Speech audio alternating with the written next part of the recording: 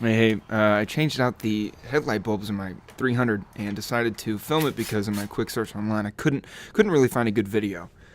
Everything I'm about to do, you don't have to, but I moved all this stuff so I could help film. But that's the intake tube, and that's held in by two 8mm bolts. Next is the airbox, held in by one 10mm bolt, and you can just push that out of the way.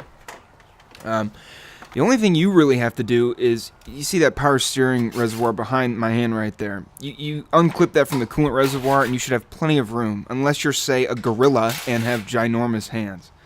So I took everything out of the way there. And also, as you'll see here, I put my bolts back where I put them because I'm not very bright, and I lose them. So the bulb itself comes out kind of clockwise, just twist and pull.